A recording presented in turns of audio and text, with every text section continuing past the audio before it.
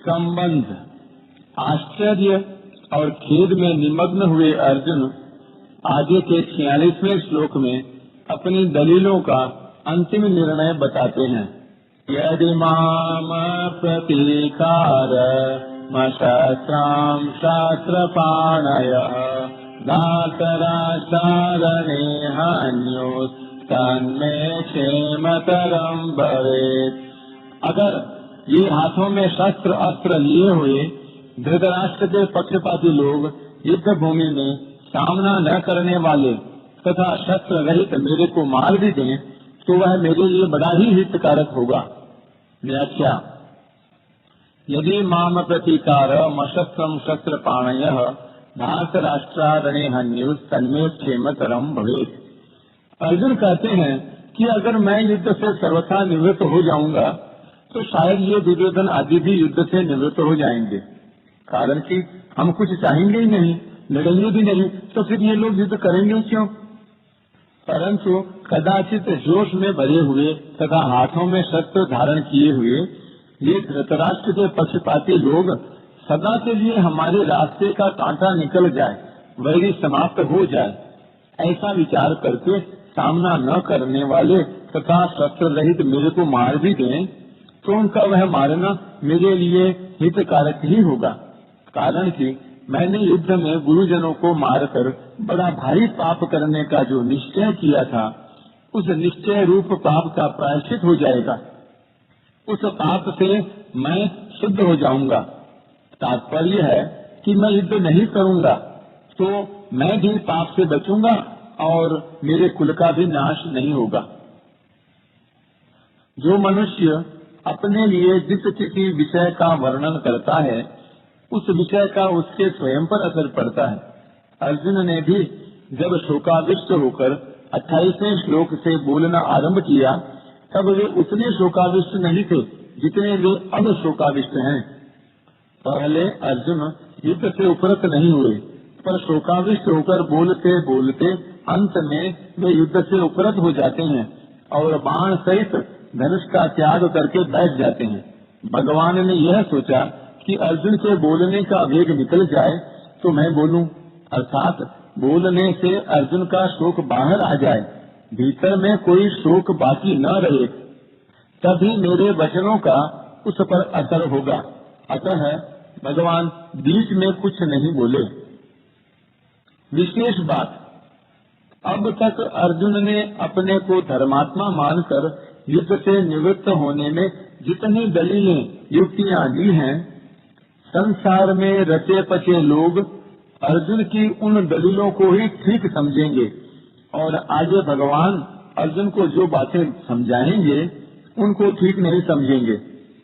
इसका कारण यह है कि जो मनुष्य जिस स्थिति में हैं, उस स्थिति की उस श्रेणी की बात को ही वे ठीक समझते हैं, उससे ऊंची श्रेणी की बात वे समझ ही नहीं सकते। अर्जुन के भीतर कौटुंबिक मोह है और उस मोह से आविष्ट होकर ही वे धर्म की, साधुता की बड़ी अच्छी अच्छी बातें कह रहे हैं।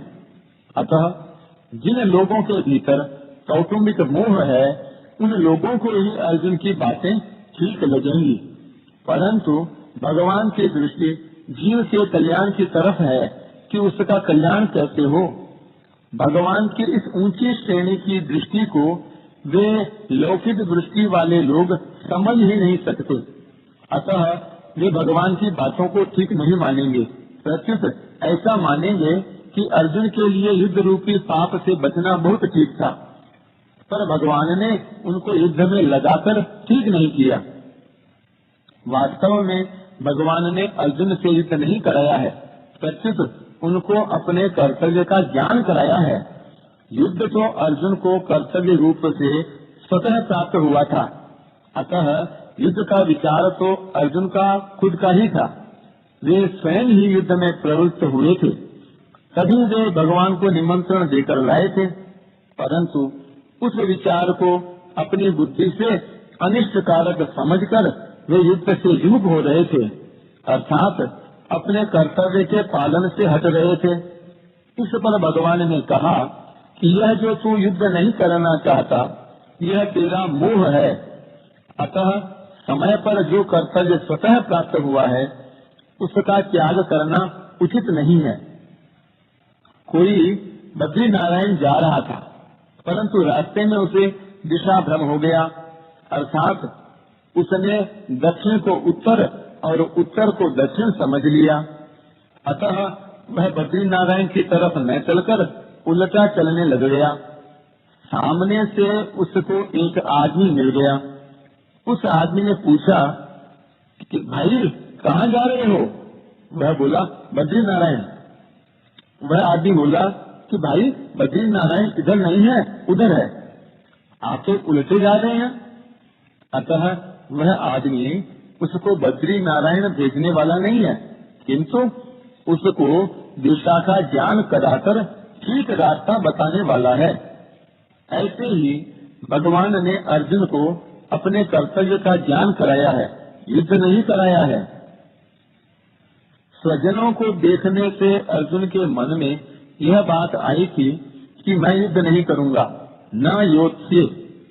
पर भगवान का उपदेश सुनने पर अर्जुन ने ऐसा नहीं कहा कि मैं युद्ध नहीं करूंगा, किंतु ऐसा कहा कि मैं आपकी आज्ञा का पालन करूंगा। करिष्ये वचनम तव, अर्थात अपने कर्तव्य का पालन करूंगा। अर्जुन के इन वचनों से यही सिद्ध होता है कि भगवान ने अर्जुन को अपने कर्तव्य का ज्ञान कराया है। वास्तव में युद्ध होना अवश्यंभावी था, क्योंकि सबकी आयु समाप्त हो चुकी थी। इसको कोई भी टाल नहीं सकता था। स्वयं भगवान ने विश्व रूप दर्शन के समय अर्जुन से कहा है कि मैं बधा हुआ काल हूँ और सबका संहार करने के लिए यहाँ आया हूँ। अतः तेरे युद्ध किए बिना भी ये विपक्ष में खड़े योद्धा लोग बचेंगे नहीं। इसलिए यह नर संहार अवश्यंभावी होनहार ही था। यह नर संहार अर्जुन युद्ध न करते तो भी होता। अगर अर्जुन युद्ध नहीं करते तो जिन्होंने माँ की आज्ञा से द्रौपदी के साथ अपने सहित 5 भाइयों का विवाह करना स्वीकार कर लिया था, वे युधिष्ठिर तो माँ की युद्ध करने की आज्ञा से युद्ध अवश्य करते ही। भीमसेन भी युद्ध से कभी पीछे नहीं हटते, क्योंकि उन्होंने कौरवों को मारने की प्रतिज्ञा कर रखी थी। द्रौपदी ने तो यहाँ तक कह दिया था कि अगर मेरे पति पांडव कौरवों से युद्ध नहीं करेंगे तो मेरे पिता द्रुपद, भाई धृष्टद्युम्न और मेरे 5 पुत्र तथा अभिमन्यु कौरवों से युद्ध करेंगे। यदि भीमार्जुनौ कृष्ण कृपणौ संधि कामुकौ पिता में योत्स्यते वृद्धः सह पुत्रैर महारथैः 5 चैव महावीर्याः पुत्रा में मधुसूदन अभिमन्युम पुरस्कृत्य योत्स्यन्ते कुरुभिः सह। इस तरह ऐसे कई कारण थे जिससे युद्ध को टालना संभव नहीं था। होनहार को रोकना मनुष्य के हाथ की बात नहीं है, परंतु अपने कर्तव्य का पालन करके मनुष्य अपना उद्धार कर सकता है और कर्तव्यच्युत होकर अपना पतन कर सकता है। तात्पर्य है कि मनुष्य अपना इष्ट अनिष्ट करने में स्वतंत्र है। इसलिए भगवान ने अर्जुन को कर्तव्य का ज्ञान कराकर मनुष्य मात्र को उपदेश दिया है कि उसे शास्त्र की आज्ञा के अनुसार अपने कर्तव्य के पालन में तत्पर रहना चाहिए, उससे कभी च्युत नहीं होना चाहिए। संबंध।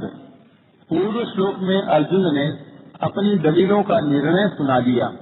उसके बाद अर्जुन ने क्या किया, इसको संजय आगे के 47वें श्लोक में बताते हैं। संजय उवाच एवमुक्त्वार्जुन सांख्ये तथोपास उपाविशत् विसृज्य सकलं चापं शोकतां वेगमानसः। संजय बोले, ऐसा कहकर शोकाकुल मन वाले अर्जुन बाण सहित धनुष का त्याग करके युद्ध भूमि में रथ के मध्य भाग में बैठ गए। व्याख्या। एवं मुक्त्वार्जुन संख्ये तथोपस्थ उपाविशत् विसृज्य सकलं चापं शोक संविघ्न मानसः। युद्ध करना संपूर्ण अनर्थों का मूल है। युद्ध करने से यहाँ कुटुंबियों का नाश होगा, परलोक में नरकों की प्राप्ति होगी आदि बातों को युक्ति और प्रमाण से कहकर शोक से अत्यंत व्याकुल मन वाले अर्जुन ने युद्ध न करने का पक्का निर्णय कर लिया। जिस रणभूमि में वे हाथ में धनुष लेकर उत्साह के साथ आए थे, उसी रणभूमि में उन्होंने अपने बाएं हाथ से गांडीव धनुष को और दाएं हाथ से बाण को नीचे रख दिया और स्वयं रथ के मध्य भाग में अर्थात दोनों सेनाओं को देखने के लिए जहाँ पर खड़े थे वहीं पर शोक मुद्रा में बैठ गए। अर्जुन की ऐसी शोकाकुल अवस्था होने में मुख्य कारण है भगवान का भीष्म और द्रोण के सामने रथ खड़ा करके अर्जुन से कुरुवंशियों को देखने के लिए कहना और उनको देखकर अर्जुन के भीतर छिपे हुए मोह का जागृत होना। मोह के जागृत होने पर अर्जुन कहते हैं कि युद्ध में हमारे कुटुंबी मारे जाएंगे। कुटुंबियों का मरना ही बड़े नुकसान की बात है। दुर्योधन आदि तो लोभ के कारण इस नुकसान की तरफ नहीं देख रहे हैं, परंतु युद्ध से कितनी अनर्थ परंपरा चल पड़ेगी इस तरफ ध्यान देकर हम लोगों को ऐसे पाप से निवृत्त हो ही जाना चाहिए। हम लोग राज्य और सुख के लोभ से कुल का संहार करने के लिए रणभूमि में खड़े हो गए हैं। यह हमने बड़ी भारी गलती की। अतः युद्ध न करते हुए शस्त्र रहित मेरे को यदि सामने खड़े हुए योद्धा लोग मार भी दें तो उससे मेरा हित ही होगा। इस तरह अंतःकरण में मोह छा जाने के कारण अर्जुन युद्ध से उपरत होने में एवं अपने मर जाने में भी हित देखते हैं और अंत में उसी मोह के कारण बाण सहित धनुष का त्याग करके विषाद मग्न होकर बैठ जाते हैं। यह मोह की ही महिमा है कि जो अर्जुन धनुष उठाकर युद्ध के लिए तैयार हो रहे थे, वही अर्जुन धनुष को नीचे रखकर शोक से अत्यंत व्याकुल हो रहे हैं। ओम तत्सदिति श्रीमद्भगवद्गीता सूपनिषत्सु ब्रह्म विद्यायां योग शास्त्रे श्री कृष्णार्जुन संवादे अर्जुन विषाद योगो नाम प्रथमोऽध्यायः। इस प्रकार ओम तत्सत इन भगवान नामों के उच्चारण पूर्वक ब्रह्म विद्या और योग शास्त्रमय श्रीमद् भगवद गीतोपनिषद रूप श्री कृष्णार्जुन संवाद में अर्जुन विषाद योग नामक पहला अध्याय पूर्ण हुआ। प्रत्येक अध्याय की समाप्ति पर महर्षि वेदव्यास जी ने जो उपर्युक्त पुस्तिका लिखी है, इसमें श्रीमद् भगवद गीता का विशेष महात्म्य और स्वभाव ही प्रकट किया गया है। ओम तत् सत इनका विशेष विस्तार 17वें अध्याय के 23वें श्लोक से लेकर 27वें श्लोक तक द्रष्टव्य है। ये तीनों सच्चिदानंद घन परमात्मा के पवित्र नाम हैं। ये मात्र जीवों का कल्याण करने वाले हैं। इनका उच्चारण परमात्मा के सम्मुख करता है और शास्त्र विहित कर्तव्य कर्मों के अंग वैगुण्य को मिटाता है। अतः गीता के अध्याय का पाठ करने में श्लोक, पद और अक्षरों के उच्चारण में जो जो भूलें हुई हैं, उनका परिमार्जन करने के लिए और संसार से संबंध विच्छेद पूर्वक भगवत संबंध की याद आने के लिए प्रत्येक अध्याय के अंत में ओम तत्सत का उच्चारण किया गया है।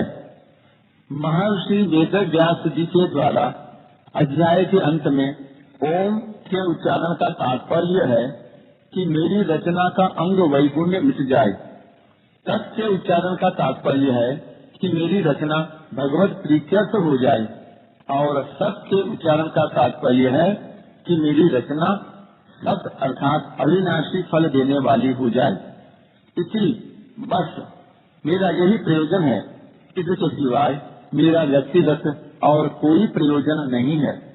जो श्रीमत अर्थात सर्व शोभा संपन्न है और जिनमें संपूर्ण ऐश्वर्य, धर्म, यश, श्री, ज्ञान और वैराग्य ये सह भग नित्य विद्यमान रहते हैं, उन भगवान के मुख से निकली हुई होने के कारण इसको श्रीमद् भगवत कहा गया है। जब मनुष्य मस्ती में आनंद में होता है तब उसके मुख से स्वतः गीत निकलता है। भगवान ने इसको मस्ती में आकर गाया है, इसलिए इसका नाम गीता है। यद्यपि संस्कृत व्याकरण के नियमानुसार इसका नाम गीतम होना चाहिए था, तथापि उपनिषद स्वरूप होने से स्त्रीलिंग शब्द गीता का प्रयोग किया गया है। इसमें संपूर्ण उपनिषदों का सार तत्व संग्रहित है और यह स्वयं भी भगवद वाणी होने से उपनिषद स्वरूप है, इसलिए इसे उपनिषद कहा गया है। वर्ण, आश्रम, संप्रदाय आदि का आग्रह न रखकर प्राणी मात्र का कल्याण करने वाली सर्वश्रेष्ठ विद्या होने के कारण इसका नाम ब्रह्म विद्या है। इस ब्रह्म विद्या स्वरूप गीता में कर्मयोग, ज्ञान योग, ध्यान योग, भक्ति योग आदि योग साधनों की शिक्षा दी गई है, जिससे साधक को परमात्मा के साथ अपने नित्य संबंध का अनुभव हो जाए। इसलिए इसे योग शास्त्र कहा गया है। यह साक्षात पुरुषोत्तम भगवान श्री कृष्ण और भक्त प्रवर अर्जुन का संवाद है। अर्जुन ने निसंकोच भाव से बातें पूछी हैं और भगवान ने उदारता पूर्वक उनका उत्तर दिया है। इन दोनों के ही भाव इसमें हैं। अतः इन दोनों के नाम से इस गीता शास्त्र की विशेष महिमा होने के कारण इसे श्री कृष्णार्जुन संवाद नाम से कहा गया है। इस पहले अध्याय में अर्जुन के विषाद का वर्णन है। यह विषाद भी भगवान अथवा संतों का संग मिल जाने पर संसार से वैराग्य उत्पन्न करके कल्याण करने वाला हो जाता है। यद्यपि दुर्योधन आदि को भी विषाद हुआ है, तथापि उनमें भगवान से विमुखता होने के कारण उनका विषाद योग नहीं हुआ। केवल अर्जुन का विषाद ही भगवान की सम्मुखता होने के कारण योग अर्थात भगवान के नित्य संबंध का अनुभव कराने वाला हो गया। इसलिए इस अध्याय का नाम अर्जुन विषाद योग रखा गया है। प्रत्येक अध्याय के अंत में पुष्पिका देने का तात्पर्य है कि अगर साधक एक अध्याय का भी ठीक तरह से मनन विचार करे तो उस एक ही अध्याय से उसका कल्याण हो जाएगा। पहले अध्याय के पद, अक्षर और उवाच। इस अध्याय में अथ प्रथमोध्याय के 3, धृतराष्ट्र उवाच, संजय उवाच आदि पदों के 12, श्लोकों के 558 और पुष्पिका के 13 पद हैं। इस प्रकार संपूर्ण पदों का योग 586 है। इस अध्याय में अथ प्रथमोध्याय के 7, धृतराष्ट्र उवाच, संजय उवाच आदि पदों के 37, श्लोकों के 1504 और पुष्पिका के 48 अक्षर हैं। इस प्रकार संपूर्ण अक्षरों का योग 1596 हैं। इस अध्याय के सभी श्लोक 32 अक्षरों के हैं। इस अध्याय में 6 उवाच हैं। 1 धृतराष्ट्र उवाच, 3 संजय उवाच और 2 अर्जुन उवाच। पहले अध्याय में प्रयुक्त छंद। इस अध्याय के 43 श्लोकों में से 5वें और 33वें श्लोक के प्रथम चरण में तथा 43वें श्लोक के तृतीय चरण में रगण प्रयुक्त होने से र विपुला और 25वें श्लोक के प्रथम चरण में तथा 9वें श्लोक के तृतीय चरण में नगण प्रयुक्त होने से न विपुला संज्ञा वाले छंद हैं। शेष 42 श्लोक ठीक पत्यावक्त्र अनुष्टुप छंद के लक्षणों से युक्त हैं।